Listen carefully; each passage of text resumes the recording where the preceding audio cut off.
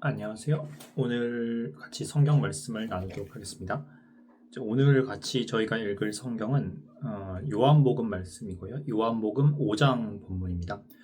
그 복음서 시리즈를 쭉 시간 순으로 이어서 하고 있는데 그 중에서 다섯 번째 요한복음의 다섯 번째 장, 이 해당되는 순서라고 할 수 있겠습니다.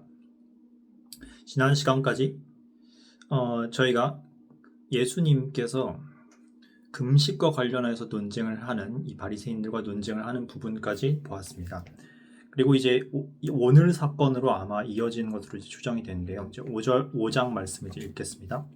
요한복음 5장 본문은 이제 제가 지금 읽고 있는 버전은 킹제임스 표준역 성경입니다.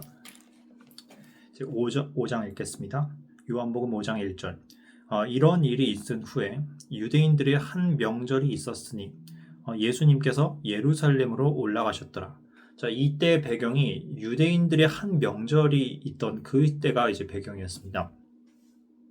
아마도 이때 이 명절이 대체 무슨 명절이냐에 대해서 많은 신학적인 논란이 있는데 칼빈 같은 경우에는 이 명절을 오순절쯤이 아니겠느냐라고 추정을 하였는데 또 다른 분들은 이때가 아마도 6월절 시즌이었을 것이다 라고 이제 생각을 하시기도 합니다. 요한복음 말씀 전체를 보시면 이 6월절을 배경으로 하는 사건이 총 4번 정도가 나오게 됩니다. 첫 번째가 그 예수님께서 요한복음 2장쯤에 성전을 정화하실 때 그때쯤에 6월절 시즌이었었다라고 이제 또 기록이 되어 있었죠. 요한복음 2장 13절입니다. 그러고 나서 유대인들의 6월절이 가까웠기에 예수님께서 예루살렘으로 올라가셨는데, 그러니까 예수님이 공생의 사역을 하던 도중에 6월절 체험하신 첫 일이 이제 바로 이 요한복음 2장에 기록된 사건인 것이죠. 그 다음에 아마 두 번째 6월절 체험한 것이 이 요한복음 5장 사건, 바로 이 오늘 본문의 유대인들의 한 명절, 이때가 또 한 번의 그 6월절 시즌이 아니었을까라고 추정을 해봅니다. 그 다음에 요한복음 6장으로 가보시면 오병이어의 사건, 그 유명한 오병이어의 사건이 기록되어 있죠. 근데 이 시기도 아마도 6월절 때쯤에 일어난 것으로 많은 학자들이 이제 해석을 합니다. 그리고 마지막 네 번째, 잘 알려주신 대로 예수님께서 공생의 마지막 끝에 그분께서 십자가에서 우리 죄를 담당하기 위해서 매달리셨을 때 바로 그때도 6월절 시즌이었죠. 그러니까 예수님의 공생의 기간 도중에 6월절이 총 4번이 있는 것입니다. 그러면 예수님께서 3년 반을 사역하셨으니까 4번이 있는 게 맞죠. 4번이 있어야 첫 번째 한 번 있고 그로부터 1년이 지나서 또 한 번, 그 다음에 또 1년이 지나서 또 한 번, 그 다음에 또 1년이 지나서 또 한 번 있을 수 있으니까 3년 반 도중에는 총 4번의 6월절을 체험할 수 있는 것입니다.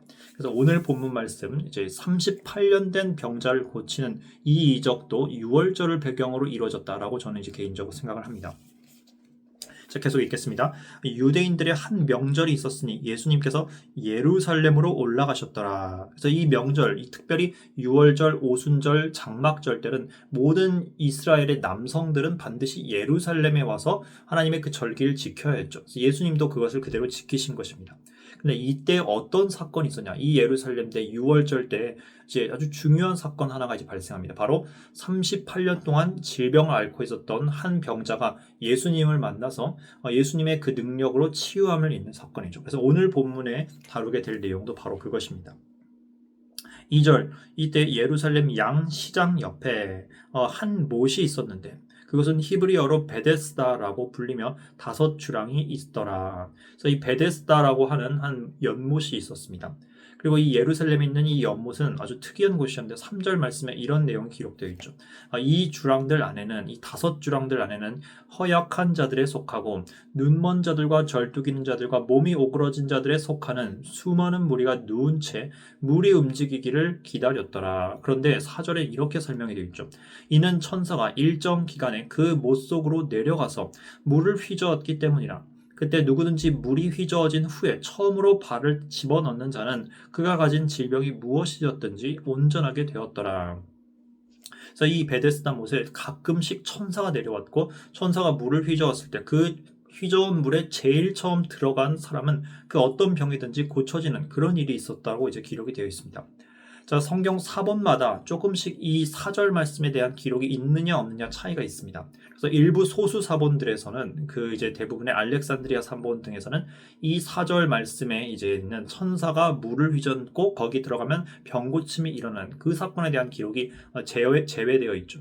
근데 이제 킹제임스를 포함한 이런 다수 사본을 기반으로 한 역본의 기초가 되는 이 수용 사본에는 이제 이 사절 말씀이 사실 기록이 되어 있습니다. 그래서 어떤 사본에는 있고 어떤 사본에 있지 않기 때문에 약간의 논란의 여지가 될 수 있는 이런 말씀이긴 합니다. 저는 개인적으로 이 원문 성경에 이 사절 말씀이 포함되어 있다라고 생각을 합니다. 그렇다면 이제 이 천사가 물을 휘저었고 거기서 들어갔을 때 사람들이 병고침의 은혜를 입는 이런 일이 정말로 실제로 있었느냐?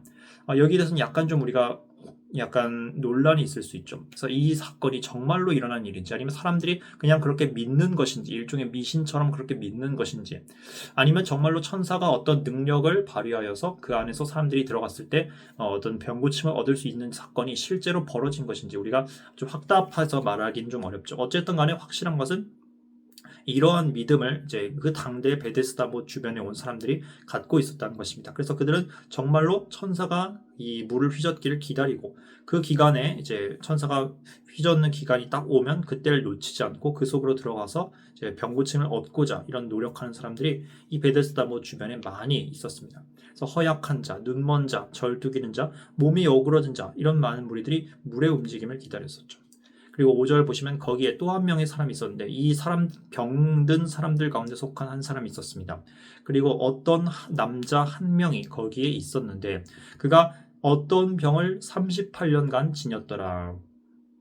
자, 어떤 한 사람이 있었고 그 사람의 어떤 병인지는 정확하게 말을 하지 않지만 아마도 몸을 움직이지 못할 정도로 심각한 병이었던 것으로 보입니다. 일종의 마비병이었을 수도 있겠죠. 그래서 적어도 몸을 함부로 마음대로 움직일 수 없는 그런 심각한 병이었을 것으로 추정이 됩니다. 그리고 그가 이런 병을 무려 1, 2년도 아니고 38년씩이나 앓고 있었다고 합니다. 이 38년 동안 그가 얼마나 큰 고통 가운데 짓눌려 있을지 우리는 생각을 해볼 수 있습니다. 자, 38년과 관련해서 우리가 한번 생각을 해보아야 할 숫자가 있습니다. 그 38, 이 숫자 38년. 자, 이것이 구약 성경에서도 한번 언급이 된 적이 있습니다. 자, 그것은 바로 광야 생활의 기간이었죠. 잠시 말씀을 찾아보겠습니다. 신명기 말씀이고요. 신명기 2장 말씀입니다. 네, 2장 14절. 이후에 우리가 가데스 바네아에서 떠나왔으니 우리가 제레드 시내를 건너올 때까지의 기간이 38년이었더라. 마침내 주께서 그들에게 맹세하신 대로 전사들의 모든 세대가 군대 가운데서 없어졌더라. 자, 이 말씀의 배경을 잘 모르시는 그런 분들이 혹시 있을까봐 조금 더 설명을 드립니다. 자, 모세라는 사람이 하나님의 백성인 이스라엘을 이집트라는 땅에서 종노릇하고 있는 가운데서 건져내었고 하나님의 뜻에 따라 이 사람들을 출애굽시키는 일이 있었습니다. 그때 처음으로 민족적 이스라엘이 탄생하게 되었죠. 그렇게 해서 애굽을 빠져나온 즉 이집트를 빠져나온 이 이스라엘 사람들이 바로 하나님이 약속하신 그 광야, 하나님이 약속하신 그 가나안 땅으로 바로 들어간 것이 아니라 일정 기간 동안을 광야 생활을 하면서 하나님의 연단과 훈련을 받았던 그런 사건이 있습니다. 그것이 이제 모세 오경 말씀에 자세하게 기록이 되어 있죠. 자, 그런데 하나님께서 한 2년 정도 광야 생활을 훈련시키신 이후에 이 사람들을 마침내 약속하신 그 가나안 땅으로 들여보내실 그런 계획을 세우셨습니다. 자, 이것은 오래전 이 이스라엘 민족의 조상이었던 아브라함, 이삭, 야곱 이 세 사람에게 이미 하나님께서 언약을 통해서 약속해 주신 일이었기 때문에 신실하신 하나님께서 반드시 이행하셨어야 했던 일이었죠. 그런데 자, 이때쯤 이제 2년쯤이 지났을 때 이 이스라엘 백성이 모세의 인도를 받아 가데스 바네아라는 곳으로 이제 들어가게 됩니다. 이 가데스 바네아는 가나안의 바로 지척에 있는 그야말로 입구라고 할 수 있는 곳입니다. 자, 이곳에 왔을 때 사람들이 모세에게 제안하기를 우리가 이곳에서 정탐을 좀 해봅시다 라고 제안을 하고 하나님도 그것을 이제 허락해 주셨습니다. 그래서 정탐꾼 12명을 뽑았고 각 이스라엘 12지파마다 한 명씩을 뽑아서 총 12명의 그 정탐꾼들을 마련했습니다. 그리고 그들을 어디로 보냈느냐? 이제 가데스 바네아를 통해서 이제 가나안 땅 곳곳을 이제 정탐하도록 이제 파견을 했습니다. 그래서 그들이 40일간을 정탐을 하였었고 그 다음에 정보들을 모아서 다시 돌아옵니다.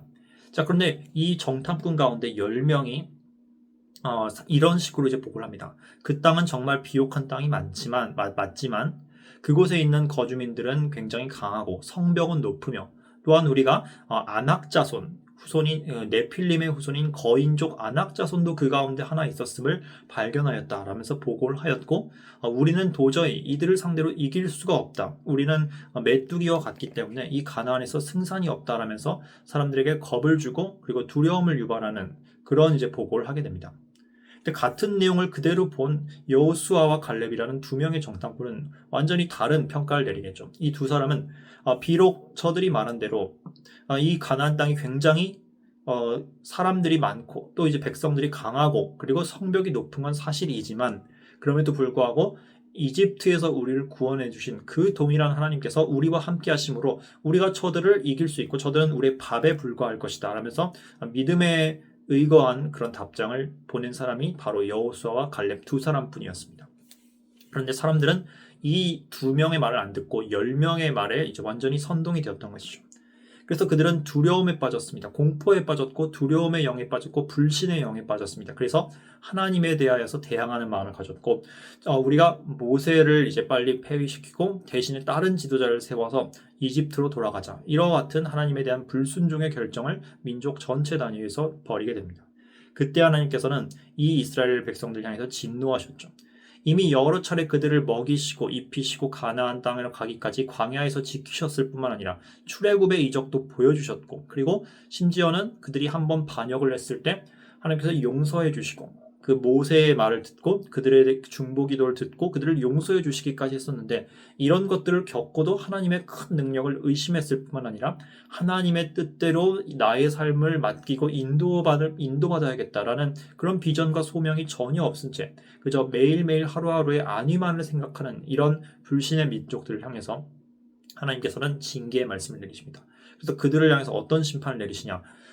처음에는 그들을 다 쓸어버리려 하셨습니다. 그런데 하나님께서 모세의 중보기도를 또 한 번 들으시고 한 번 더 긍휼을 베푸시죠. 하지만 죄를 그냥 넘어가실 수는 없기 때문에 어떤 징계를 이제 내리시냐?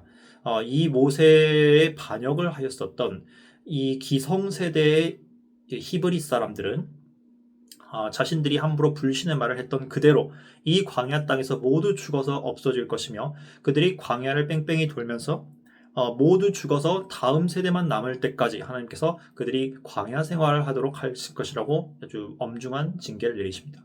그리고 그 기간이 바로 38년이었습니다. 이미 2년간 광야 생활을 했으니까 38을 더하면 총 합해서는 40년의 광야 생활이 되죠. 그런데 이제 이 가데스 바네아 사건을 기점으로 하면 38년의 광야 생활이 되는 것입니다.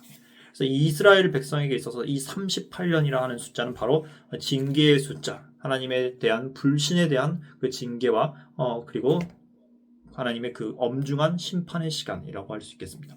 고난의 시간이라고도 볼 수 있죠. 바로 이런 배경을 우리가 잘 이해하면 이 38년 된 병자, 하나님께서 예수님께서 수많은 병자들을 고쳐주셨을 것입니다. 17년 된 병자도 고쳐주셨을 거고 1년 된 병자도 고쳐주셨을 거고 수없이 많은 병자들을 다 고쳐주셨겠지만 하필 이 요한복음이 많은 사람들 가운데서 38년 된 병자를 꼭 집어서 예수님의 이적을 기록을 해뒀는지 우리가 이런 문맥과 영적인 차원에서 우리가 한번 생각을 해볼 수 있습니다. 물론 이 사람이 어떤 상징적인 기간이 아니라 실제 38년간 병으로 고생한 게 맞습니다. 그리고 이것이 이 과거 구약되어 있었던 이스라엘이 겪었던 38년간의 고난과 굉장히 오버랩이 되는 그런 부분이기도 하죠.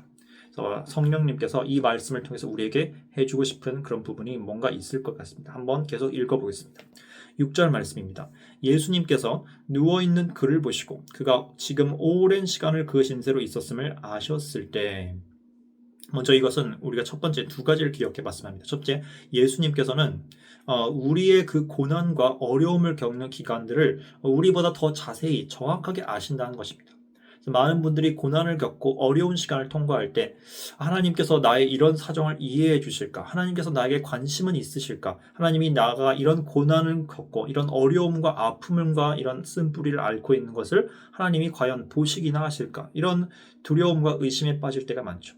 하지만 예수님께서는 이 병자가 오랜 시간을 그 신세로 있었음을 말하지 않고도 이미 아셨던 것입니다.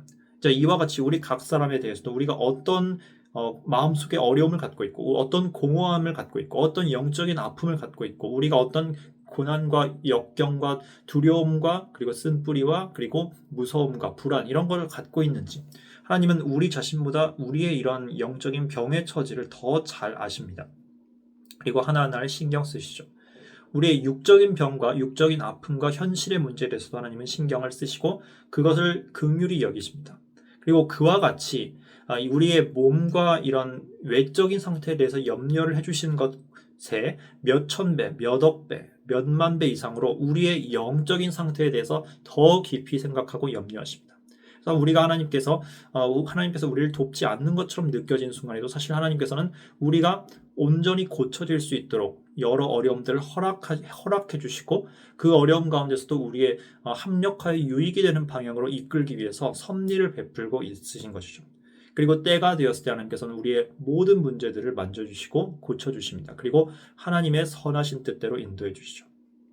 이 6절 말씀대로 예수님은 누워있는 그를 보시자마자 그가 오랜 기간 고난받았던 것을 아셨고 아시기만 한 것이 아니라 실제로 심각하게 그 사람의 입장에 되어주셔서 깊이 체휼하시고 그리고 공감하시고 그리고 그들을 향해서 사랑과 따뜻한 마음을 품으셨던 것입니다. 자, 그리고 또 한 가지는 우리가 이걸 기억을 해야 합니다. 예수님께서 이 베데스다 못에 있는 수많은 사람들, 병자들 가운데서 모든 사람을 다 고쳐주신 게 아닙니다. 어떤 한 남자, 하필이면 딱 38년 된 그 병자를 향해 개인적으로 다가오셔서 그 사람을 향해서 이제 구원을 베푸셨죠. 여기서 말하는 구원이란 물론 병에서의 구원을 의미합니다. 근데 이것과 참 비슷하게 우리들도 하나님을 개인적으로 만날 때 이와 같은 체험과 이런 의문을 가질 때가 많습니다. 하나님께서 이 세상에 있는 모든 사람들을 다 구원해 주시지는 않았죠. 그래서 그들 하나하나를 다 만나 주시지 않았고 그 다음에 한 명 한 명을 다 구원해 주시지도 않습니다. 하지만 어떤 사람들을 향해서는 하나님께서 다가와 주시죠. 어떤 사람을 향해서는 만나 주시고 어떤 사람들을 향해서 믿음을 주시고 어떤 사람들이 예수 그리스도가 어떤 분이고 복음이 어떤 메시지인지를 이해하게 해주시고 그들의 마음을 열어서 그들이 영접하고 구원을 받게 해주십니다. 그들을 만나 주시죠. 쉽게 말해서 인격적으로 그들을 직접 다가와 주시고 그리고 구원해 주십니다. 이것이 모든 사람에게 다 일행된 것이 아닌 것이 일단 우리가 직면하고 있는 현실입니다. 좁은 길로 가는 사람은 소수고 넓은 길로 가는 사람들은 다수죠. 그래서 우리가 그럼 대체 누구는 좁은 길로 가고 누구는 넓은 길로 가는데 왜 하나님께서는 이와 같이 몇 명의 소수의 이 좁은 길을 가는 사람들을 만나 주시는 것인가? 우리는 여기에 대해서 의문을 가질 수 있습니다. 어떤 사람에게 그 사람들에게 자격이 있어서도 아니고 그 사람들이 영적으로 우월해서도 아니고 또 특별해서도 아니고 우리 자신을 보면 알겠지만 예수님을 믿는 분이라면 여러분들이 알겠지만 여러분 스스로가 남들과 비춰봤을 때 전혀 더 특별하거나 잘나거나 더 자격 있는 부분이 없습니다. 영적으로 더 우월한 것도 아니고 도덕적으로 더 우월한 것도 아니고 그렇다고 해서 특별히 더 악한 것도 아니고 남들과 특별히 차이가 없는 그런 존재들이죠. 모두가 다 병자인데 그 병자 중에서 누군가는 하나님께서 만나주시고 어떤 이는 만나주시지 않는 것입니다. 자, 여기에 대해서 우리가 하나님의 그 은혜의 주권을 이제 우리가 받아들일 필요가 있습니다. 물론 우리가 너무 극단적으로 이 구원의 원리에 대해서 너무 극단적인 칼빈주의를 치우쳐서 이런 숙명론 이렇게 빠져서는 안 되겠지만 그럼에도 불구하고 하나님께서 구원에 이르게 하는 사람들을 만나 주실 때 그분의 주권 가운데서 선택한다. 이것을 분명히 받아들여야 할 이런 필요성이 있습니다.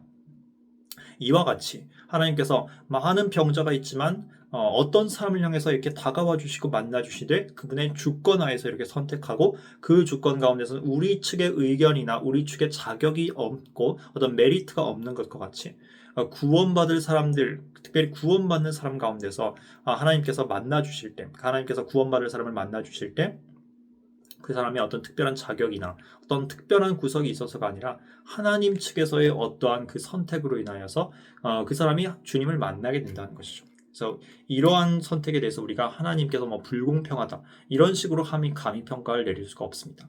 하나님께서는 긍휼을 베푸실 자에게 긍휼을 베푸시고 또 은혜로 대해 주실 자들에게 이제 은혜로 대해 주신다라고 이제 말씀을 하셨죠. 우리가 여기서 반응을 해야 될 것은 무엇이냐?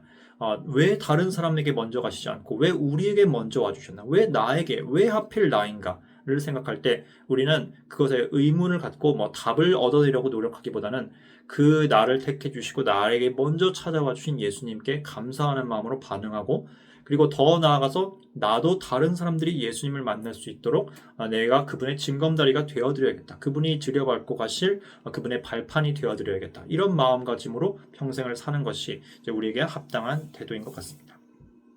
어쨌든 예수님께서 이 38년 된 병자를 직접 찾아봐 주셨죠. 친히 그에게 말씀하시기를 내가 온전하게 되기를 원하느냐 하시니라. 그 허약한 남자가 그분께 대답하기를 선생님, 제게는 물이 휘저어질 때 저를 못 속으로 넣어줄 사람이 아무도 없나이다. 오히려 제가 가고 있는 사이에 또 다른 이가 저보다 먼저 내려가 발을 늘여놓나이다 하였더라. 예수님께서 그에게 말씀하시기를 일어나라, 너의 침상을 집어들고 걸어가라 하시니라. 그러자 즉시 그 남자가 온전하게 되었고 자신의 침상을 집어들고 걸어갔더라. 그런데 바로 그날이 안식일이었더라. 자, 여기서 우리가 예수님께서 이 남자에게 은혜를 베푸시고 병고침의 은혜를 베푸시는 그 장면을 보게 됩니다. 예수님은 수많은 사람들을 치유하시고 고치시고 온전케 하셨습니다. 그것도 신적인 능력으로 즉시 온전하게 해주셨죠. 그런데 그 과정에서 많은 경우 예수님은 단순히 병고침만 주신 것이 아니라 그 사람의 믿음을 온전하게 세워주신 경우가 많았습니다. 예를 들어서 백부장의 그 종의 병을 치료해 줄 때 예수님께서는 그 백부장의 믿음을 보셨죠. 그리고 그의 믿음을 온전케 해주셨죠. 그리고 또한 그 고귀한 어떤 신하의 아들이 죽게 되었을 때 예수님께서는 그 신하에게 이제 단순한 믿음이 아니라, 즉 표적을 보고 믿는 그런 신앙이 머무른 것이 아니라 주의 말씀에 의존해서 믿는 그런 온전한 신앙의 자리까지 나아가도록 그의 믿음을 고쳐주고 세워주시는 과정을 먼저 거치고 그 다음에 병고침의 은혜를 베푸셨습니다. 그와 비슷하게 그 귀신을 쫓아주실 때도, 이 귀신이라기보다는 이제 악령 또는 마귀라는 표현이 좀 적당하겠습니다. 그래서 어떤 아이가 마귀에 들려서 고생하고 있었을 때 예수님께서는 그 마귀 들린 아기의 그 아버지를 향해서 믿음을 세워주시는 일을 먼저 하셨죠. 그래서 이 주님의 역사는 항상 단순히 병고침의 은혜만 주고 딱 끝내는 것이 아니라 더 중요한 것, 즉 그 사람을 믿음의 자리로 인도하고 그 믿음을 통하여서 하나님의 은혜를 받아들일 수 있도록 밭을 일구시고 마음밭을 일구어 주시는 그 과정을 반드시 동반하셨던 것입니다. 하지만 우리가 여기서 또 한 가지 기억을 해야 될 점이 있습니다. 그러면 믿음 자체에 어떤 병고침의 능력이 있는 것이냐, 이것에 대해서 우리가 심각히 논의를 해봐야 합니다. 자, 예수님의 능력은 사람의 믿음을 같이 고쳐주시는 그런 작용으로 그런 방향으로 작용하신 건 맞지만 예수님의 능력이 사람의 믿음에 좌우되지는 않습니다. 믿음 자체에 어떤 힘이 있는 건 아니죠. 믿음 자체가 우상이 될 수 있는 건 아니죠. 믿음이 아니라 그 믿음을 통해서 부어주시는 예수님의 은혜의 능력이 있는 것입니다. 즉 능력의 주체는 예수님이고 믿음은 단지 그 능력을 우리가 누릴 수 있는 하나의 통로에 불과하다는 것이죠. 하지만 예수님께서는 전지전능하신 분이기 때문에 어떤 것에 제한을 받지 않습니다. 어떤 법칙에도 제한을 받지 않습니다. 그래서 그분이 원하시고자 하면 사람의 그 능력이나 사람의 마음의 태도나 사람의 불신과 믿음 여부와 상관없이 그분은 원하시는 일은 무엇이든지 해내실 수 있습니다. 병고침도 마찬가지죠. 오늘 38년 된 병자가 여기서 특별히 예수님께 대하여서 어떤 신앙의 태도를 보였다는 기록이 전혀 없습니다. 예를 들어서 바디메오와 같이 주님 우리의 눈을 뜨게 해주십시오 이렇게 믿음을 보이지도 않았고, 그리고 예수님께서 어떤 병자나 또는 이제 문둥병자에게 말씀하시기를 네가 낫고자 하느냐, 또는 이제 네가 내가 낫게 할 능력이 있음을 믿느냐 했을 때 내 주님 믿습니다, 이와 같이 믿음을 평가하는 그런 과정을 거치지도 않았습니다. 이 38년 된 병자를 치유한 기록을 보면 이 병자에게선 특별히 먼저 선행되어지는 그 믿음을 발견할 수 있는 구석이 전혀 없습니다. 오늘 보면 말씀을 할 때도 예수님께서 네가 온전케 되기를 원하느냐라고 말했더니 이 남자는 이제 예수님이 누구인지도 알아보지도 못한 채 선생님 물이 휘저어질 때 그 연못 속으로 절 넣어줄 사람이 있었으면 좋겠습니다. 그랬으면 제가 나았을 텐데요. 이와 같이 이 천사의 능력과는 비교조차 되지 않는 그 모든 만물의 치유의 근원자이신 예수님을 알아보지도 못하고 헛된 것을 더 기대하고 있었던 것이죠. 천사의 능력 있었다 할지라도, 만약 정말 천사가 그런 치유의 능력을 발할 수 있었다 치더라도 그 천사의 능력 따위는 그 예수님의 그 무한하신 병고침의 능력과는 비교조차가 될 수 없죠. 자, 그런데도 불구하고 이 사람은 더 크고 더 영광스럽고 더 근원되고 우리가 찾아야 할 그 영광인 예수님이 바로 눈앞에 있음에도 불구하고 그분을 못 알아본 채 헛된 것을 더 기다리고 헛된 것에 마음을 의지하고 있었습니다. 그리고 그에게 정말 필요한 것이 죄병을 고치는 죄의 고침을 받은 일인데도 불구하고 그것을 알지 못한 채 당장 눈에 보이는 38년 동안 알아온 이 몸의 병을 고치는데 더 마음이 뺏겨 있었던 것이죠. 물론 우리가 몸의 상태 이것이 온전케 되는 것도 매우 중요합니다. 하나님께서 우리의 영만 신경 쓰신 게 아니라 몸도 함께 신경 쓰시는 분입니다. 하나님께서 우리 인간을 몸과 혼과 육 이제 전인격적 존재를 만드셨기 때문에 하나님은 우리의 몸에 대해서도 신경을 쓰시지만 하지만 더 중요한 것은 영에 대해서 먼저 신경을 쓰시는 게 훨씬 더 이제 주님의 그 우선된 우리의 그분의 관심사라는 것을 이제 기억을 해야 합니다. 그때 이제 주님께서는 이 남자의 상태, 이 남자가 아직은 온전한 믿음에 전혀 이르지 못한 상태임에도 불구하고 그런 믿음의 그 약함에 의존되지 않으시고 전혀 영향을 받지 않으시고 온전하게 그냥 주권적으로 그분의 능력을 발휘하십니다. 즉 이 남자의 믿음 부족이 이 예수님의 병 고침의 능력을 제한하지 못한다는 것이죠. 이것은 어떤 의미에서는 우리에게 굉장히 큰 위로로 다가옵니다. 우리의 믿음이 너무 부족합니다.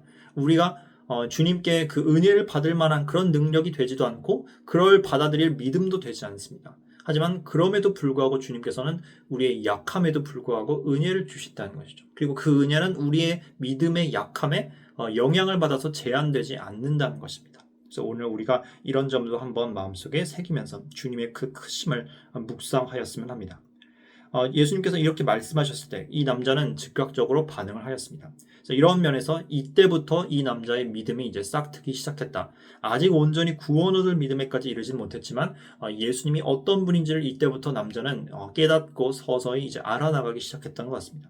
그래서 주님이 말씀하신 대로 그들은 즉각 일어섰고 즉시 온전하게 되었습니다. 38년을 걷지 않았으면 그야말로 다리와 온몸의 근육이 퇴화되었을 텐데 근데 그런 상태에서 즉각적으로 걸어서 심지어 침상을 들어 옮길 정도로 강한 힘으로 회복됐다는 것이죠. 이건 단순히 치유의 차원이 아니라 아예 몸 자체를 창조하신 이 창조주이신 예수님만 할 수 있는 놀라운 이적이라 할 수 있겠습니다.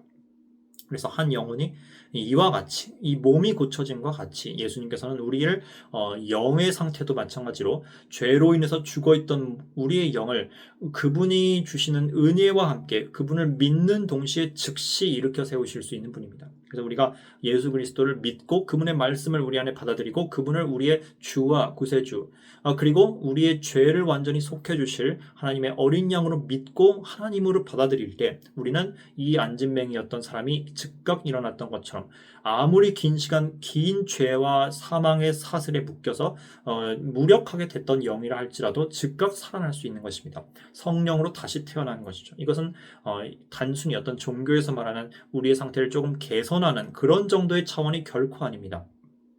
개선이 아니라 이거는 하나님만 하실 수 있는 창조이죠. 기독교의 복음은 다른 종교처럼 사람을 좀 더 낫게 만들고 좀 더 개선시키고 좀 더 개량하는 그런 차원이 아니라 완전히 다른 인간을 우리 안에 창조하는 그런 과정이라 할 수 있겠습니다. 그 일을 하실 수 있는 분은 바로 말씀이신 예수님 분이죠. 그런데 바로 이 날이 어떤 날이냐? 바로 안식일이었다라는 것이 굉장히 중요합니다. 자, 지난 제가 앞서 말씀드렸듯이 이 38년 된 병자가 38년 고생을 했듯이 자 이게 신약 시대 때 일어났던 일인 것처럼 구약 시대 때는 38년 동안 죄로 인하여서 징계를 받았던 한 민족이 있었죠. 바로 이스라엘 민족의 광야 생활이었습니다. 그리고 이 광야 생활과 관련해서 제가 히브리서 말씀을 하나 이제 찾아보도록 하겠습니다. 히브리서의 말씀은 자, 안식일과 바로 이 38년간의 광야 생활을 매우 긴밀하게 연관지어서 해석한 이런 말씀이 하나 있죠. 그래서 제가 한번 일단 말씀을 좀 찾아보겠습니다. 네. 3장 히브리서 3장 15절이죠. 반면 오늘 만일 너희가 그분의 음성을 들을 것이라면 격분시키던 때 여기서 격분시키던 때는 바로 언제냐? 바로 광야 생활 동안 이 가데스 바네아에서 이스라엘 민족이 하나님을 불신함으로 말미암아서 그분을 격분시키던 그때를 말합니다. 격분시키던 때와 같이 너희 마음을 완악하게 하지 말라 하는 말씀이 주어졌느니라. 아마 이 신명기의 모세의 그 말씀을 이제 인용한 것이죠. 자, 16절. 이는 어떤 이들이 곧 그들이 그분의 음성을 들었을 때 그분을 격분시켰기 때문이라. 하지만 모세에 의하여 이집트에서 나온 자들 모두가 그런 것은 아니었느니라. 그래서 이 광야 생활을 했던 이 기성세대 전부가 멸망한 것은 아니고 여호수아와 갈렙과 같은 소수의 남은 자들이 있었다라고 이렇게 말씀을 하고 있죠. 17절. 그러나 그분께서 40년간, 이제 40년은 이제 가데스 바네아 이전의 2년까지 포함한 이 기간이겠습니다. 그래서 만약 징벌의 시간만 따지면 38년이 되겠죠. 그래서 이 40년간 누구로 인하여 비통하셨느냐? 죄를 지어 그들의 사체들이 광야 가운데 쓰러진 자들로 인한 것이 아니냐? 그리고 그분께서 그들이 그분의 안식 안으로 들어가지 못하리라고 맹세하신 것은 누구에게냐? 오직 믿지 않는 자들에게가 아니냐. 그렇게 하여 우리는 그들이 불신 때문에 들어가지 못한 것을 아느니라. 이 말씀에서는 약속의 땅 가나안 안으로 입성에 성공하는 그것을 하나님께서 안식과 관련해서 연결짓고 있습니다. 즉 하나님께서 6일간 천지를 창조하시고 마침내 안식에 들어가서 그 안식을 거룩하게 하였던 그런 역사가 있었던 것과 같이 이스라엘 민족의 그 당대 출애굽하였던 히브리 민족에게는 그 안식이 바로 이 무엇을 예표하냐? 바로 가나안 입성을 하는 것이 안식으로 상징되고 안식을 예표하는 그런 하나의 이제 사인이었던 것입니다. 그래서 좀 말씀을 좀 복잡하게 전하였는데 하나님께서 6일간 창조를 하셨고 그리고 그 7일간에는 이 창조의 모든 것을 누리시면서 안식에 들어가셨고 이 하나님이 안식하셨던 마지막 이 7일 안식일이 거룩하게 구별이 되어서 이후로도 우리 사람들이 이 7일간의 주기를 통해서 하루를 쉬는 이러한 복된 이런 주기를 하나님으로부터 받게 되었습니다. 우리가 이런 7일 시스템과 안식일, 물론 이제 이 신약 시대 때는 안식일인 토요일뿐만 아니라 주일에도 예배를 드리죠. 주일에도 쉼을 누립니다. 자, 어쨌든 이와 같은 7일 패턴과 안식의 패턴을 하나님이 주신 이유가 무엇이냐? 첫째, 하나님의 창조를 기억하게 하기 위함입니다. 그 두 번째는 무엇이냐? 궁극적으로 미래에 임하게 될 영원한 안식에 대해서 예표를 해주시기 위함입니다. 하나님께서 창조 이후에 이 7일, 7번째 날에는 안식에 들어갔습니다. 그런데 하나님은 시간에 종속되신 분이 아니죠. 그렇기 때문에 우리 입장에서는 6일과 7일, 7번째 날 이렇게 해석이 될 수 있지만 하나님의 입장에서 봤을 때 이 7번째 날 그분이 안식에 들어가는 진정한 날은 사실 하나님의 영원의 차원에서 봤을 때는 다가올 영원, 즉 새하늘과 새 땅이라고 우리가 해석을 해보는 게 적합하겠습니다. 즉 땅에서도 하나님께서 예표로서 안식일을 분명 주셨지만 하나님께서 원하시고 하나님께서 들어가시기를 그 궁극적인 진짜 하나님의 안식은 바로 맨 마지막 때 모든 것이 회복되고 모든 것이 완성된 뒤에 새하늘과 새 땅의 경륜, 그때가 바로 주님의 안식의 때가 되는 것이죠. 그리고 이것에 대한 예표로서 이스라엘 백성에게는 어떤 상징물을 주셨느냐? 바로 가나안에 입성한 것을 일종의 미래에 있을 그 궁극적인 안식에 대한 예표로서 주십니다. 그리고 그 안식에 들어간 자들은 누구냐? 믿음을 가진 자들이었던 것이죠. 불신한 자들은 거기에 들어가지 못했습니다. 여호수아와 갈렙과 같은 믿음의 사람들만 그 가나안 땅에 들어가게 되었죠. 이것은 하나의 상징입니다. 우리에게는 더 중요한 안식이 남아있죠. 히브리서 이어지는 4장 1절. 그러므로 우리는 두려워하자. 이는 그분의 안식 안으로 들어가라는 약속이 우리에게 남아있을지라도 너희 중 누군가가 그것에 이르지 못하는 것으로 나타나지 않게 하려 함이니라. 이 안식이 마지막 안식이 또 하나가 남아있다는 것입니다. 과거 처음 창조 때 있었던 안식일, 그리고 매일매일 우리가 지금 예표하고 기념하고 있는 그 7일 주기간의 안식일, 그리고 과거 역사 속에서 한번 이루어졌었던 이스라엘 백성들이 가나안으로 입성하는 그 의미의 안식. 그런데 여기에 대해서 여기에 더해서 또 하나가 남아있다는 것입니다. 그것은 이 모든 안식일들이 궁극적으로 가리키는 때, 바로 창조의 모든 경륜이 충만히 찼을 때, 예수 그리스도 안에서 모든 것이 통일되는 그 궁극적인 영혼의 안식이 있다는 것입니다. 자, 오늘 이 38년간 질병을 앓고 있었던 이 병자가 예수님에 의해서 고침을 받았고 하필 그날은 안식일이었습니다. 이와 마찬가지로 비슷하게 과거 38년 동안 징벌과 징계를 광야에서 받았던 그 이스라엘 백성이 마침내 나중에 여호수아의 인도를 받고 가나안 땅으로 들어가게 되었죠. 그리고 성경은 이 들어감, 입성을 가리켜서 안식에 들어갔다라고 표현하고 있습니다. 자, 안식일과 안식, 굉장히 이제 오늘 구약과 성경 그 신약의 말씀이 딱 하나로 연결되는 이 장면을 우리가 볼 수 있습니다. 자, 이 주님께서 의미하신 진정한 안식의 의미, 안식일의 진정한 의미가 무엇이냐? 바로 사람이 온전케 되는 것이라는 것입니다. 그리고 세상과 창조, 피조 세계가 온전케 되어서 하나님의 그 평강 속으로 들어가서 더 이상 죄가 없는 온전한 치유의 상태로 들어가는 게 하나님 보시기엔 진정한 안식일의 실현이라는 것이죠. 물론 우리가 안식일에 일을 하지 않습니다. 일을 하지 않는 것 중요합니다. 때로는 생업을 내려놓고 하나님의 그 전적인 인도함을 받으면서 그분의 그 마음을, 그분의 공급하심을 믿고 잠잠히 기다리면서 그분만을 묵상하는 그런 일주일간의 하루를 갖는 것도 굉장히 우리에게 중요한 선물이자 하나님께서 주신 축복이자 명령입니다. 이와 같이 안식일을 이제 규례로서 우리가 잘 지키는 것도 물론 중요하지만, 물론 이제 우리 신약 시대 버전으로 이야기하면 이제 주일을 이제 하나님께 온전히 드리는 것도 중요하지만, 그렇게 하는 진짜 의미를 알아야 된다는 것이죠. 하나님께서 안식일을 유대인들에게 주신 이유, 그리고 우리 교회가 이제 안식일 플러스 이제 일요일 날 주님을 이제 주일 성수를 하는 이런 쉼의 날을 갖는 이유가 무엇이냐? 궁극적으로 이 말 궁극적인 안식일, 바로 새하늘과 새 땅을 우리가 기다리고 또 창조 때 있었던 하나님의 그 안식의 과정, 하나님께서 마지막 그 7일째를 쉬셨던 그걸 기념하면서 우리도 안식으로 들어가길 힘쓰라라는 것을 가르쳐 주기 위해서 우리가 안식일을 지키는 것입니다. 물론 오해하시면 안 되는 게 유대인들이 지켰던 그 철저하게 지킨 그 안식일 규례는 우리에게까지 이렇게 율법주의적으로 강요되지는 않습니다. 신약 시대 때는 우리가 이 안식일의 원리를 지키긴 하죠. 이 원리를 지키긴 하는데 그것에 대해서는 어느 정도 자유가 있습니다. 그리스도 안에서의 자유함이 있고 어떤 구약의 여러 규례들에 우리가 묶이진 않습니다. 하지만 우리가 그 안식일을 인류에게 주신 그 의미를 잘 기억을 해야 합니다.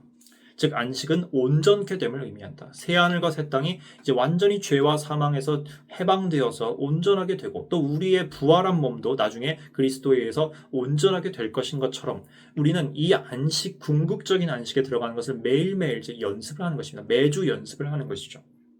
그리고 이 안식은 어디 안에서만 가능하냐? 바로 예수 그리스도 안에서만 가능한 것입니다.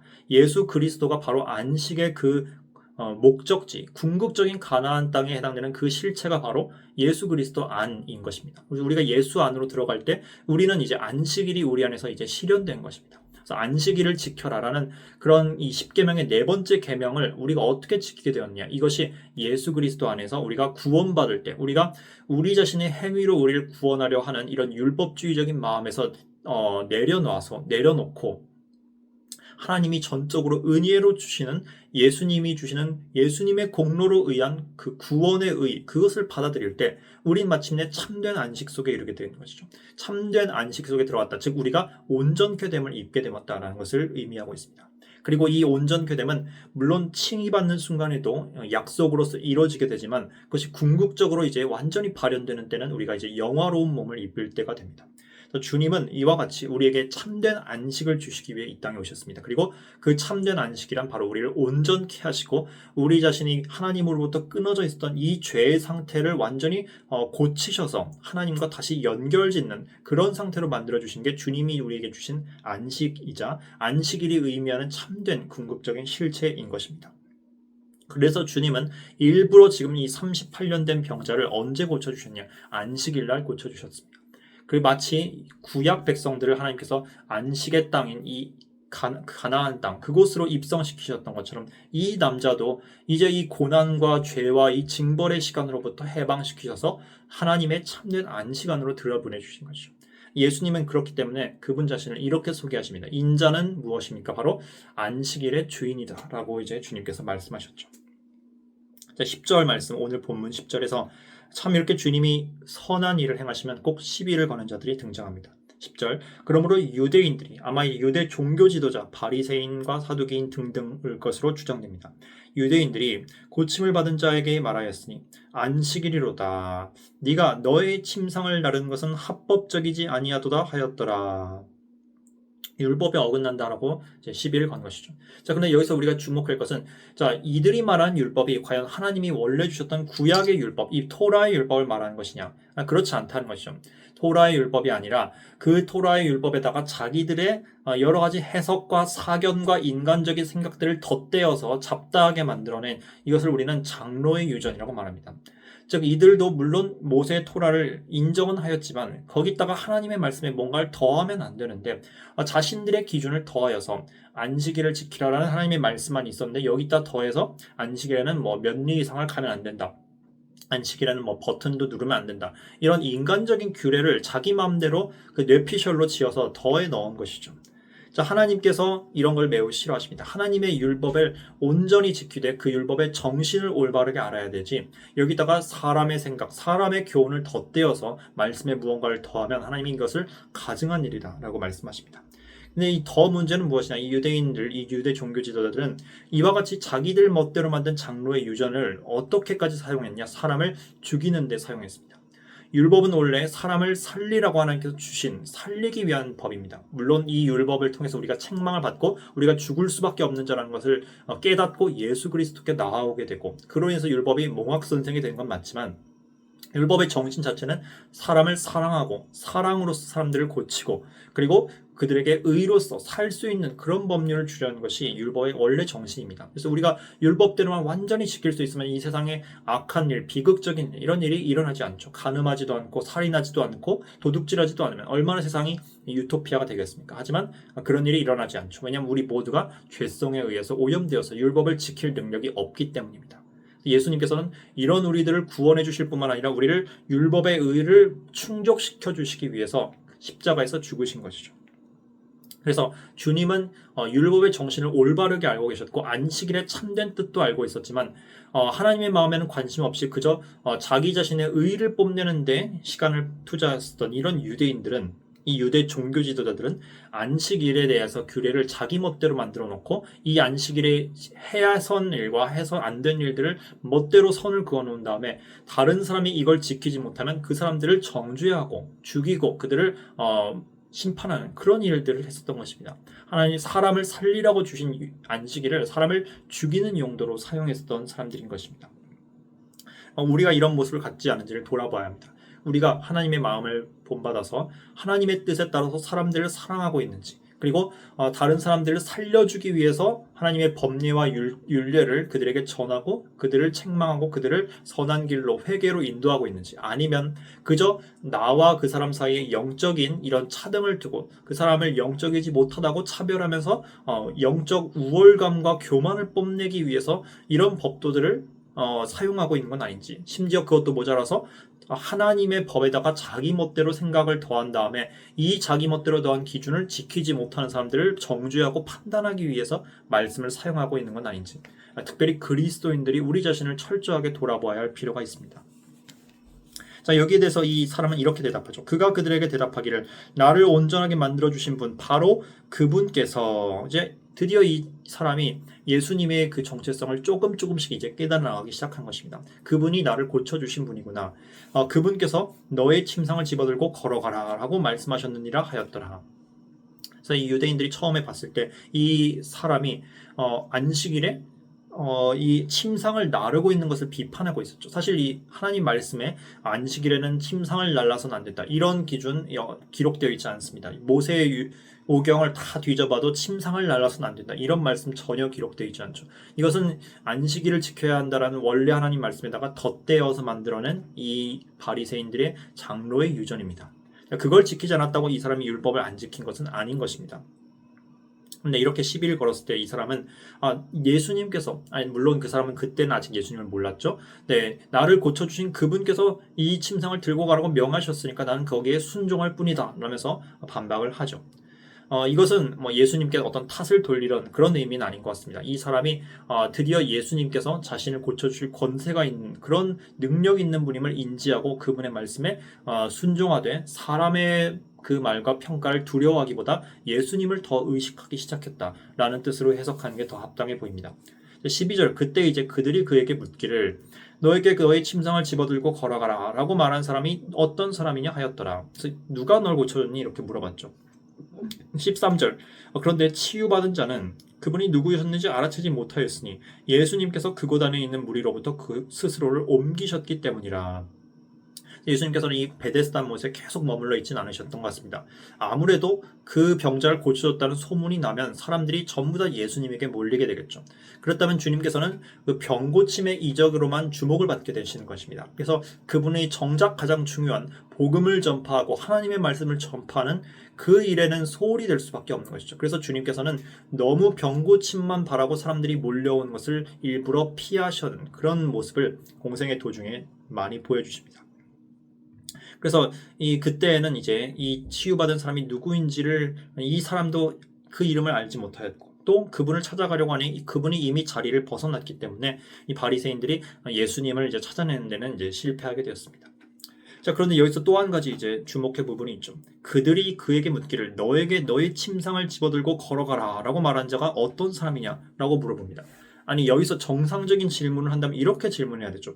당신을 고쳐준 그 사람이 누구입니까? 라고 질문을 해야 되는데 이들은 말하기를 너더러 침상 들고 가라라고 명령한 그 사람이 누구냐라고 이제 묻고 있습니다.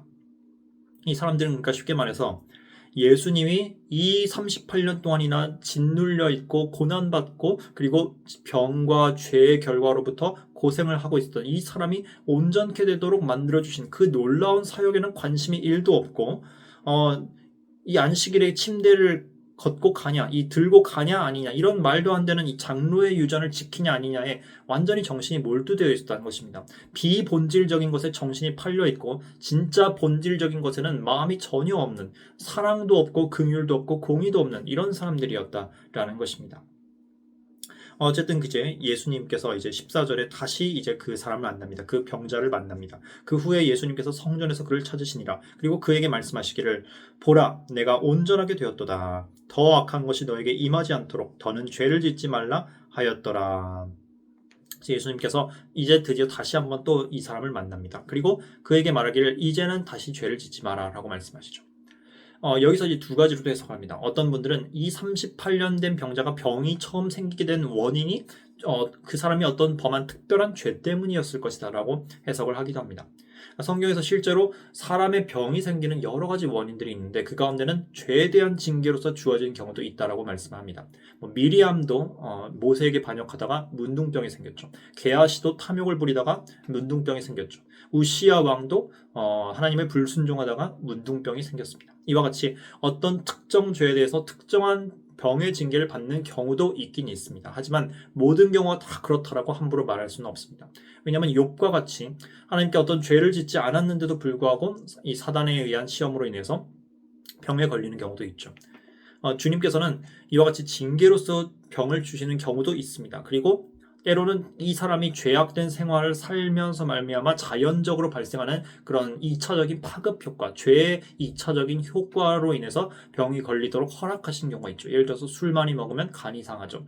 그리고 또 이제 음란한 성관계를 하면 성병이 걸립니다. 이와 같이 죄에 대한 뿌린 대로 거두는 그런 결과로서의 병도 있습니다. 하지만 그런 것이 아님에도 불구하고 하나님께서 당신의 자녀를 연단시키고 훈련시키기 위한 질병도 있습니다. 그리고 또 한 가지 경우 이런 것들이 아닌데도 불구하고 전혀 원인을 모르는 그런 병들도 있습니다. 이유를 알 수 없는 고난도 있다는 것이죠. 욥의 경우가 대표적인 예입니다.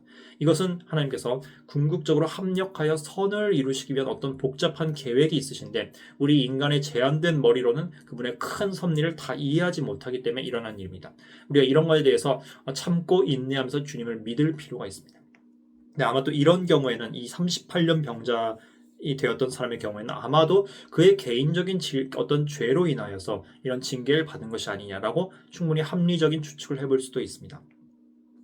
하지만 또 이렇게 해석할 수도 주님께서는 그 사람이 지금까지 죄로 인해서 묶여왔던 그런 삶을 살았는데 이제는 이제 온전케 되었으니 새로운 삶을 살아라면서 그에게 새로운 삶을 향한 비전과 소명을 주신 것이다 라고 우리가 해석을 해볼 수도 있죠. 자, 우리에게도 주님은 비슷한 말씀을 하십니다. 우리를 구원해 주실 때 우리 안을 새롭게 하시고 새로 태어나게 하시면서 다시는 죄를 짓지 말아라 우리에게 이런 말씀을 주십니다. 우리가 구원받는 순간 우리가 죄를 많이 지었어도 그런 죄로 인해서 부적격한 상태임에도 불구하고 전적인 은혜로 구원을 받죠. 그런데 전적인 은혜로 구원을 받은 뒤에 주님의 부르심은 무엇이냐? 이제는 너희가 죄에서 돌이켜서 다시는 죄를 짓지 않는 삶을 향해 나아가라라고 우리에게 명령을 주신 것입니다. 그럼에도 불구하고 우리가 구원받은 이 여정 가운데서도 넘어집니다. 하지만 그때도 주님은 다시 일어나서 다시는 죄를 짓지 않는 삶을 가라, 이렇게 반복적으로 우리를 다시 일으켜 세우십니다. 또 구원받은 자가 죄에 계속 머문다, 이런 일이 있어서는 안 되는 것입니다. 바울도 말했죠. 그럼 너희가 은혜 가운데 거하려고 죄를 더하게 하겠느냐? 결코 그럴 수 없느니라 라고 말씀하죠. 우리가 구원받았으면 다시는 우리가 이런 하나님을 반역하고 하나님을 모욕하는 이런 삶을 살지 말아야겠다, 이런 마음의 변화가 분명히 있어야 되고, 그걸 실제로 비록 더디지만 매일매일 실천해 나가는 삶을 걸어가야 된다는 것입니다. 자, 이제 15절 그 뒤에 일이 기록됩니다. 그 사람이 떠나서 유대인들에게 알리기를 자신을 온전하게 하신 분이 예수님이셨다라고 하였더라. 그러므로 이에 유대인들이 예수님을 박해하였고 그분을 살해하려고 하였더라. 이는 그분께서 안식일에 이런 일들을 행하신 까닭이라. 그래서 이 병자가 이제 어떻게 보면 좀 나쁜 말로 고자질을 한 것이죠. 안타깝게도 그렇게 되었고, 그 결과 유대인들이 예수님을 더 이제 미워하게 됐습니다. 그리고 이건 하나님의 섭리대로 진행되고 있는 것입니다. 왜냐하면 예수님께서 결국 이들에 의해서 십자가에 못 박히셔야만 했기 때문에 이러한 일들이 차곡차곡 쌓여야만 했던 것이죠. 예수님께서 일부러 여러 날들이 있었고 다른 안식일 이외 다른 날에 고쳐주실 수도 있음에도 불구하고 일부러 꼭 집어서 안식일에 고쳐주신 이유가 무엇이었겠습니까? 첫 번째는 앞서 말씀드렸듯이 안식의 참된 의미를 우리에게 분명히 알려주시기 위함입니다. 두 번째는 무슨 이유냐? 바로 이런 유대인들의 마음을 격분케 하여서 그들이 주님을 결국 십자가에 매달도록 유도하시기 위한 목적도 있습니다. 주님은 이런 잘못된 안식일에 대한 관념을 갖고 있는 사람들의 생각을 완전히 깨우쳐 주시고 깨부셔서 그들을 스스로 직면할 수 있도록 일부러 도전을 주셨던 것입니다. 그래서 이 17절의 오늘 말씀으로 이제 마무리를 짓겠습니다. 그러나 예수님께서 그들에게 대답하시기를 나의 아버지께서 지금까지 일하시니 내가 일하노라 하셨느니라. 자, 이러니까 이 결과가 이렇게 났죠. 그러므로 유대인들이 더욱 그분을 죽이려고 하였으니 그분께서 안식일을 어기셨을 뿐만 아니라 하나님이 자기의 아버지라고 말씀하심으로써 자신을 하나님과 동등하게 하셨기 때문이라. 예수님의 이 선포, 나의 아버지께서 지금까지 일하시니 내가 일하노라 라는 말은 유대인들에게는 아주 강력한 도전으로 전달됐습니다. 왜냐하면 이 말의 뜻이 이제 우리가 잘 분석을 해봐야 되는데요. 이게 첫 번째, 예수님이 하나님은 나의 아버지시다라고 지금 분명히 말씀하고 있습니다. 이거는 구약 때에는 상상도 할 수 없었던 일입니다. 자, 왜냐하면 물론 이스라엘이라는 공동체, 나라 공동체로서는 하나님이 아버지가 되어주셨다고 구약 말씀에 기록되어 있지만 한 개인에게 있어서 친밀하게 아버지와 아들 관계를 맺는다, 이건 상상을 할 수 없었던 것이죠. 왜냐? 하나님은 너무 거룩하신 분이어서 감히 우러러 볼 수밖에 없는, 두려워 경외할 수밖에 없는 분이기 때문에 유대인들은 이 하나님을 개인적으로 아버지로 부른다, 이런 걸 상상조차 해볼 수가 없었습니다. 예수님께서는 이 관념을 깨부수신 것이죠. 물론 예수님은 하나님을 온전하게 진정으로 경외하는 법을 보여주셨습니다. 하나님을 두려워했죠. 하지만 그와 동시에 하나님을 친밀하게 아버지로서 관계를 맺고 그분과 교제하는 모습을 보여주셨습니다. 자, 물론 예수님은 하나님 그분 자체니까, 삼위일체 하나님의 성자 하나님이시니까, 아들 하나님이시니까 아버지 하나님과 당연히 이런 친밀한 관계를 가질 수 있죠. 이런 특별성의 관계는 어느 누구에게도 공유되지 않는 배타적인 관계입니다. 예수님만 온전히 아들 하나님이시죠. 하지만 그분께서는 인간으로 오심으로 말미암아 인간으로 공생애를 사시는 이 동안에는 의도적으로 하나님이심에도 불구하고 하나님 되심의 그 권리를 잠시 내려놓고 전적으로 아버지 하나님께만 전적으로 순종하는 삶의 모습을 보여주십니다. 그리고 능력을 바라실 때도 자신의 능력이 아니라 온전히 성령의 능력으로만 의존하여서 행하시기로 택하셨죠. 이건 그분이 그렇게 법칙에 종속돼서가 아니라 스스로 그렇게 하시기로 결정하신 것입니다. 심지어 예수님께서 공생애로 계신 동안은 이 전지전능함에 대해서도 물론 전지전능하시지만 그 능력의 일부를 사용하지 않기로 결정하신 경우도 있습니다. 예수님께서 잠도 자셨고 또 이제 피곤도 하셨고 먹어야 하시기도 하셨고 이와 같이 인간의 제약을 그대로 이제 받아들이셨죠. 물론 그분이 원하시면 모든 이런 종속에서 벗어나서 자유롭게 신적인 존재로서의 그런 온전함을 이제 나타내실 수도 있겠지만, 그러나 일부러 인간의 그 낮아진 상태를 받아들이시고 그 상태의 제약을 받으시기로 택하신 것입니다. 하지만 그럼에도 불구하고 예수님은 아버지 하나님과 더불어 온전하게 아버지와 아들의 관계로 있을 수 있습니다. 그리고 이렇게 인간이 되어주신 목적은 우리 인간들도 이 흙에서 만들어진 아담에게서 나온 우리들도 이제 예수님을 통해 둘째 아담을 통해서 하나님 아버지와 연결된 새로운 관계를 갖도록 만들어주시기 위함이죠. 이 새로운 관계 속으로 들어온 우리는 이젠 더 이상 피조물대의 이 신으로서의 이 엄청난 격차로만 존재하는 것이 아니라 물론 그분은 여전히 창조주고 우린 피조물인 건 그대로이지만 이제는 새 피조물이 되어서 이제는 아버지와 더불어 하나님과 더불어 아버지와 아들의 관계를 맺는 그런 축복을 우리에게도 전달시켜 주시기 위해서 예수님은 이 땅에 인간의 몸으로 내려오신 것입니다. 즉 신의 아들, 하나님의 아들이 우리 사람의 아들들을 하나님의 아들들로 만들어 주시기 위해 스스로 사람의 아들이 되어서 내려오 주신 것이죠.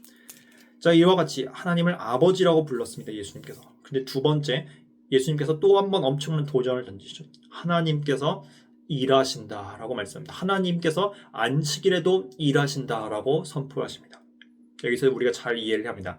하나님께서 6일간 천지를 창조하셨습니다. 그리고 7일째에 주님께서 매우 좋았더라면서 쉬셨죠. 이 안식일을 거룩히 구분하셨습니다. 자, 그런데 이렇게 창조의 사역을 쉬시는 이 기간으로 이제 안식일로 들어가긴 하셨지만 그 이후에 하나님의 이 역사가 쉬게 되었느냐, 중단되느냐? 그렇지 않게 됐습니다. 왜냐? 타락이 임했기 때문이죠. 이 아담이 범죄를 저질렀습니다. 이 루시퍼가 타락했습니다. 그리고 아담을 넘어뜨렸죠. 그리고 세상에 죄가 들어왔습니다. 온 세상이 이제 썩어짐의 종노릇을 하게 되었습니다. 자, 이와 같은 상태에서 이제 주님께서 다시 일을 하기 시작하셔야만 했던 것이죠. 이제는 창조의 사역이 아니라 유지시키는 사역을 하셨어야만 했습니다. 이 죄의 영향력과 파괴력은 너무 강하기 때문에 만약에 하나님께서 모든 분자 하나하나를 지금 이 순간에도 항상 붙들고 계시지 않는다면, 즉 모든 전자기력과 중력과 그리고 하늘의 영적인 법칙들과 물리 법칙들을 그분이 유지시키는 그 사역을 지금 예수님께서 그분의 말씀으로 하고 계시지 않는다면 모든 것은 한순간에 소멸될 수밖에 없습니다. 죄의 파괴력이 그만큼 큰 것이죠. 그래서 주님께서는 모든 것을 유지시키는 그 관리자의 사역도 지금 하고 계실 뿐만 아니라 장차 새하늘과 새 땅이 임하고 모든 피조계가 해방될 수 있도록 이제 구속의 사역을 이제 시작하셨습니다. 그래서 창조 이후에 첫날은 주님께서 안식일을 거룩하게 지키셨지만 그러나 이제 타락 이후에 하나님께서는 모든 걸 유지시키고 그 다음에 구속시키는 사역을 이제 진행하시고 일하셨어야만 했던 것이고 이 일하시는 사역은 창조 사역 때와 달리 6일간만 딱 하면 되는 것이 아니라 계속 지속적으로 마지막 날이 임할 때까지는 계속되어야만 했던 것이죠. 그래서 인간들은 안식일을 정작 누리고 있는데 하나님은 이 구속 사역 때문에 안식일에도 일을 하실 수밖에 없었던 것입니다. 더 놀라운 것은 예수님께서 그런 아버지가 일하시기 때문에 나도 일할 수밖에 없다라고 말씀하십니다. 즉 이게 무슨 말이냐? 예수님이 자신을 지금 하나님과 동등, 하나님과 한 몸인 존재, 하나님과 한 존재, 즉 그분 자신이 하나님이라고 지금 이 유대인들에게 간접적으로 가르쳐주고 계신 것입니다.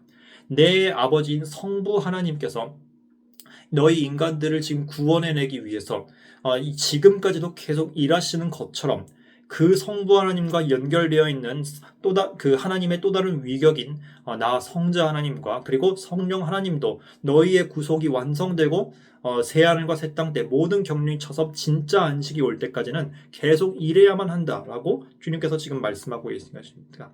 자, 이건 하나님에게만 적용되는 것이죠. 즉 예수님은 내가 하나님이다. 내가 아버지 하나님과 하나인 하나님이다라고 이 말씀을 하고 계십니다.